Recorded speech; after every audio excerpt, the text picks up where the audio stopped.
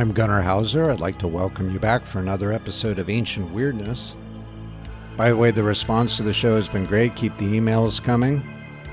Follow the show on Twitter @AncientWith. Today's segment is going to be dedicated to something that unfortunately we are experiencing right now, and this is the phenomenon of a pandemic. Obviously, COVID-19 is not the first pandemic in history. You hear a lot about the Spanish flu, as it's often called, of roughly 100 years ago. Well, we have epidemics and pandemics from ancient times as well, and I'm going to be covering a number of them that struck in the Mediterranean world, in both Greek as well as Roman times. And we're going to start with the very famous plague, as it's called, the Plague of Athens, early in the Peloponnesian War. Now, we mainly know about its effect on Athens itself. It is said to have struck other areas in Greece, Greek islands, the Persian Empire, Egypt. Our main source for it is the historian Thucydides, very highly regarded writer of history, who actually caught this plague and survived it. So he was an eyewitness to its effects. To understand why the plague in Athens was so bad, you have to understand what was going on right at the beginning of the Peloponnesian War. The strategy that Athens had at the beginning of the war was one that was attributed to their politician Pericles. Pericles advocated the idea that the Athenian citizens who lived in villages, farms, rural areas all around the territory of Attica, which is the peninsula that was controlled by Athens, that everyone should move inside the fortification walls of the city center and also the walls that they had that protected the important road that led down to the Piraeus harbor. These walls are often called the Long Walls. Pericles stated that the Athenians should not risk a pitched land battle against the Spartans, because it was the one thing that the Spartans were great at. However, he said the Athenians have control of the sea with their navy. So the idea was to bring everyone inside the walls, and food and supplies would be brought in by ship to the Piraeus. The Spartans would come up, ravage the countryside, but they wouldn't be able to get inside the fortification walls. The Greeks were not particularly good at siege warfare at this time in their history. Pericles said the Spartans will eventually give up, they'll realize they can't make any headway, and they'll cut a deal with us. The war broke out in 431 BC, and at first, Pericles' strategy did seem to work as intended.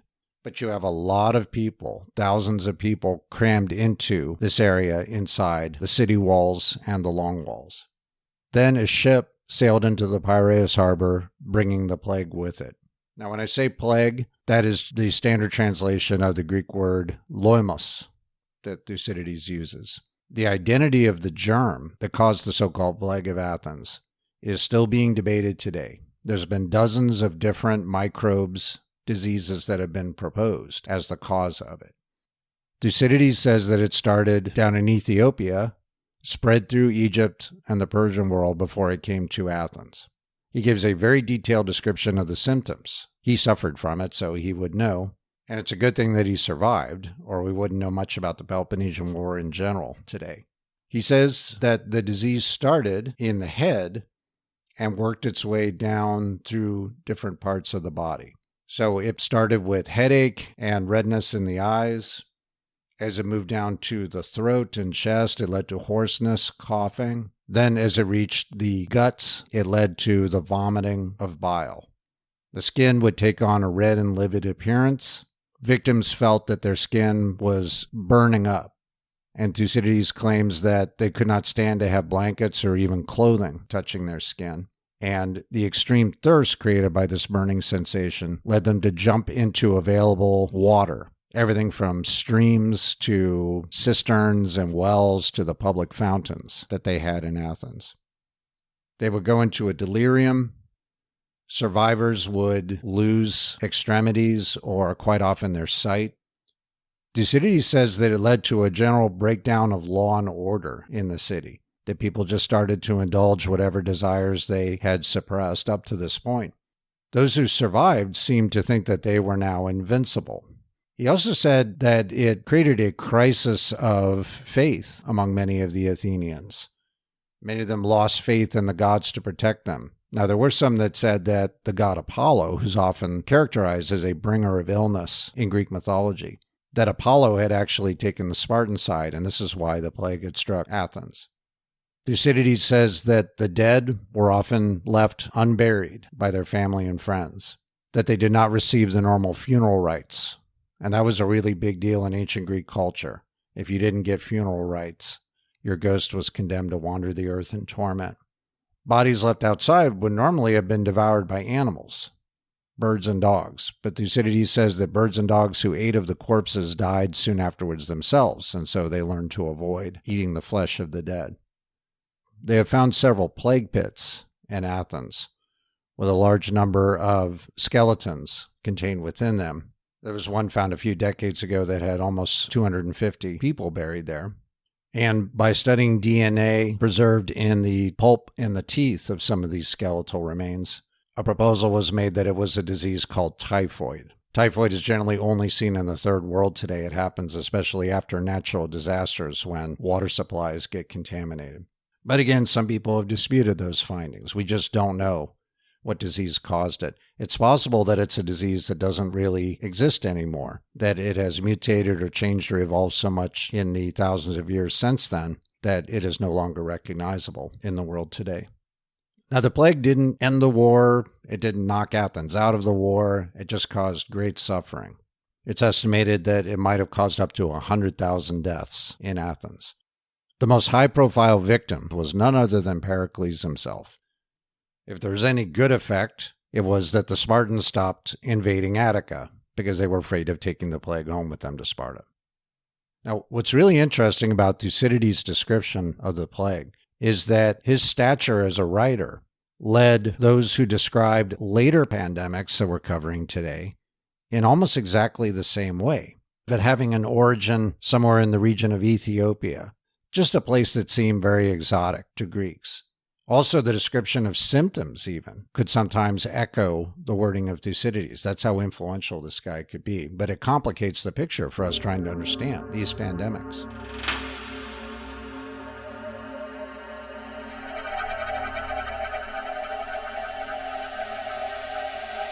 The next pandemic that we're looking at is one that struck the Roman Empire in the 2nd century AD. This is the one that's generally called the Antonine Plague. That is because there was a dynasty of Roman emperors in charge, and they weren't all necessarily related by blood to each other, but they were related by ties of adoption. And this larger Antonine family gives its name to this group of emperors. It began in 166. At this time, there were two men who were actually colleagues, sharing the job of emperor, Marcus Aurelius and Lucius Verus. The Romans had fought a series of wars off and on for centuries already, with an empire to the east called the Parthian Empire. Lucius Verus led a campaign into Parthian territory in the year 166. They laid siege to a town called Seleucia, located in what is now Iraq, and they were able to loot and plunder several temples and other important sites in the area. So it was a successful campaign. However, the troops brought an illness back with them. We have a description of the Antonine Plague written by a doctor, a physician named Galen, became very, very famous in the history of medicine. Galen was an eyewitness to victims of the Antonine Plague. He saw victims at Rome and also a few years later at a Roman army camp near Aquileia in northern Italy. He describes a severe cough that would bring up blood and also scabs, as if there was scabbing inside the throat, the windpipe, and the airways. That the skin would be covered with a kind of crusty, dark shell by the 9th day. And quite often that the victim would pass blood in their stool, which Galen claimed was a sign of almost certain death. This description has led a number of historians, physicians, medical researchers today to propose that the Antonine Plague was smallpox, and that it might have spread from China to Parthian territory and thence to Roman territory. At this time, China was under the rule of the Han Dynasty, and smallpox may have been one of the catalysts for a very strange event in the history of China. A group whose name is translated as the Yellow Turbans coalesced around a messianic leader who claimed to be able to heal smallpox by forgiving the sins of penitent Chinese people. This led to a violent uprising against the government and the deaths of thousands. In some ways, the most interesting report of the Antonine Plague comes from an orator named Aelius Aristides. He was from the town of Pergamum in Asia Minor. He wrote a number of famous speeches and orations, but he also wrote something about himself, a kind of strange chronicle of his own illness and struggles against illness, which is called in English the Sacred Tales. In the Sacred Tales, Aelius states that he enjoyed good health in his childhood, teenage years, and even his youth, and then something happened at age 26, which we calculate would have been the year 144 AD. He developed what seemed like a fairly common ailment of a sore throat, but then he decided to undertake a journey from Pergamum to Rome in the wintertime, and this severely exacerbated his problems. It led to chills and an earache and shortness of breath. Then he had what he described as bloating in his stomach and guts. He consulted doctors of the time who gave him purgatives, things designed to make him have diarrhea and vomiting. They used a plant called elaterium, commonly called squirting cucumber, for this purpose. They also did bloodletting on him, which just made him weaker and more susceptible to infection. He did eventually return home, but not to good health. He spent the next 46 years dealing with a whole barrage of physical problems. Some historians have thought of him as the worst hypochondriac in world history. He consulted the god Asclepius, the healing god, who I covered in an earlier episode when I was talking about dreams and how ancient Greeks and Romans would sleep overnight or incubate in a temple to the god Asclepius, hoping to have a dream where Asclepius would appear and tell them what they needed to do to get better. He recounts several dream visions of the god Asclepius. The advice doesn't really seem too good. Asclepius told him at one point to jump into a river in the middle of December. He did it during a storm, in fact, and then he was told after dunking in the water, the frigid water, to stand wet and naked in the wind. So as you might expect, things just got worse for him. It got to the point where he could barely eat because his throat would close painfully anytime he tried to swallow food. Doctors even prescribed a narcotic, wormwood, which is used today to make something called absinthe, but he simply became addicted to the medication. He finally moved into a swelling of the groin and a severe fever, and then on top of everything else, at the age of 47, in the year AD 165, that's when the Antonine Plague began to afflict his vicinity.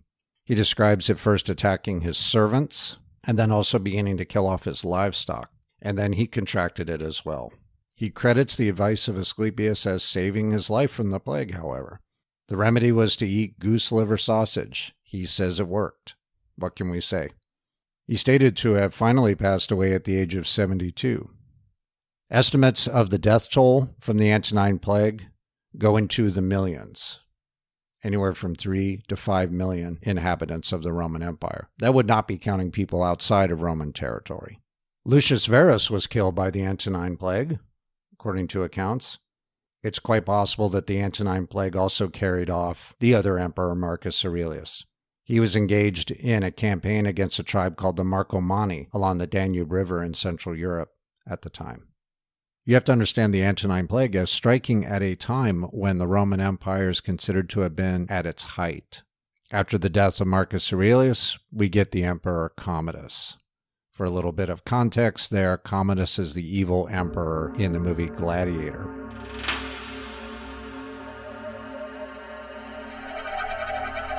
The next pandemic was also seen during the time of the Roman Empire. In this case, about a century later than the Antonine one, beginning in the year 249 AD. So for a little background here, the Plague of Cyprian is just one of a series of major crises that struck the Roman Empire. Not just the plague, but massive invasions on almost every border of the empire. A new, very aggressive Persian dynasty called the Sasanians attacked eastern provinces. All along the Rhine and the Danube, there were Germanic tribes, such as the Alemanni, the Saxons, the Franks, and the Goths, that invaded Roman territory as well. The 3rd century crisis also included economic collapse and out-and-out civil war, and many assassinations of emperors as well. In a 50-year period, there were roughly 24 emperors who were officially recognized. Almost all of them died violent deaths of one sort or the other.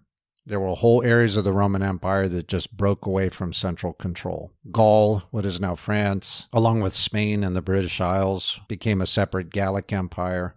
In the east, the caravan city of Palmyra, located in what is now Syria, became center of a breakaway state, which included Egypt at one point.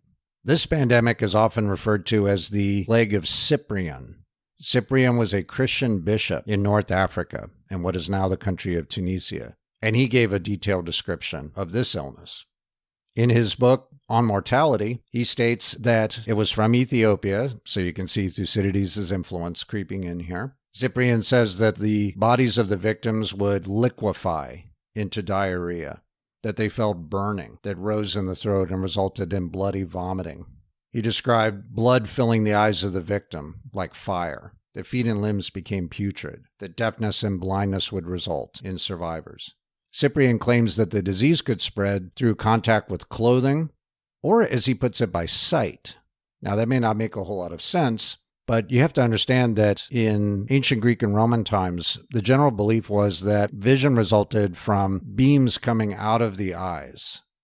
They were actually projected from human eyes onto objects, and they bounced back. It's almost like bats using sonar when they screech to navigate around as they fly.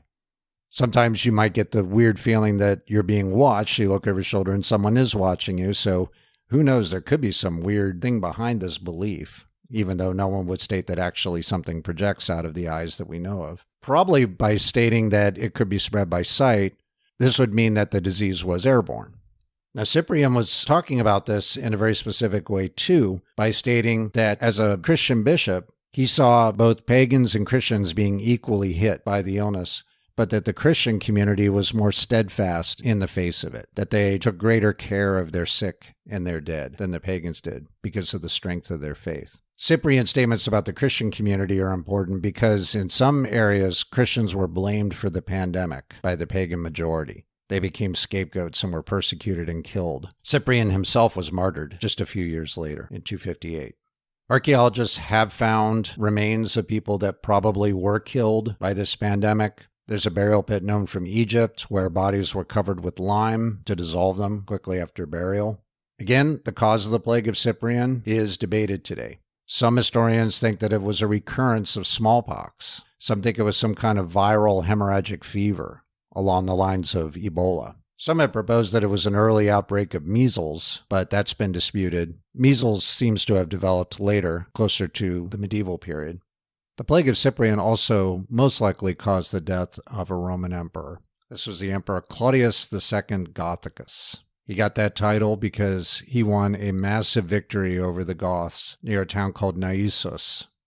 This is in Serbia today. This happened in the year 268. Claudius II Gothicus had avenged a massive defeat under an earlier Roman emperor by the same group of Goths near a town called Abritus in what is now Bulgaria. The Emperor Decius, in an attempt to stop Gothic invasion in the year 251, had maneuvered his army into some unknown terrain, and he and his troops were trapped in a swamp and cut down. Decius's body was never recovered. It simply sank into the mud. That was the first time that a Roman emperor was killed by foreign invaders. So Claudius II Gothicus had really avenged a serious blow to Roman prestige. It is recorded that he died of pestilence soon afterwards, and most likely it was the plague of Cyprian. Maybe the most surprising thing about the 3rd century crisis is that the Roman Empire actually survived it. Near the end of the 3rd century, an individual named Diocletian became emperor after winning a civil war against one of his rivals. It was a pattern that had repeated itself many, many times for decades. So if you were observing that at the time, you might not have thought that he would survive much longer than his predecessors. However, he stopped the downward spiral, reinvented the Roman Empire. That is another story, however.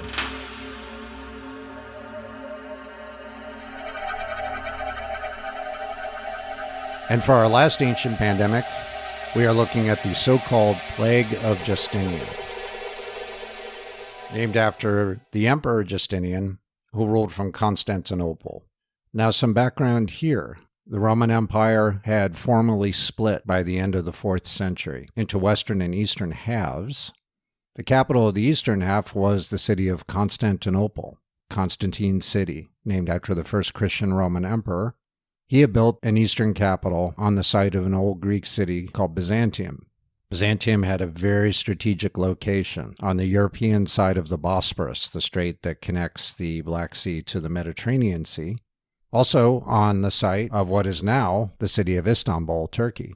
The western half of the empire did not last. The traditional date for its fall is 476 AD. That's when the last emperor of the West, Romulus Augustulus, was deposed from power, and the western half of the Roman Empire fractured into a series of Germanic kingdoms, ruled by the various Germanic tribes that had migrated into Roman territory. But to say that's the fall of the Roman Empire is really misleading, because the eastern half continued, and for a very long time after that. Justinian had even been able to recover portions of the old Western Empire through great military effort. It is said to have killed roughly 1/5 the population of Constantinople, which was the largest city of the Roman world at this time. It had supplanted Rome. This illness does appear to have been an early appearance of the same disease agent responsible for the much more famous Black Death of the Middle Ages. This is the bacterium called Yersinia pestis. Writers of the 6th century that describe it include the historian Procopius, who's left us many writings about the wars undertaken under Justinian's rule, as well as descriptions of the city of Constantinople itself. His description of this pandemic is incredibly vivid. He claims that people in the capital city who came down with the illness saw apparitions right beforehand.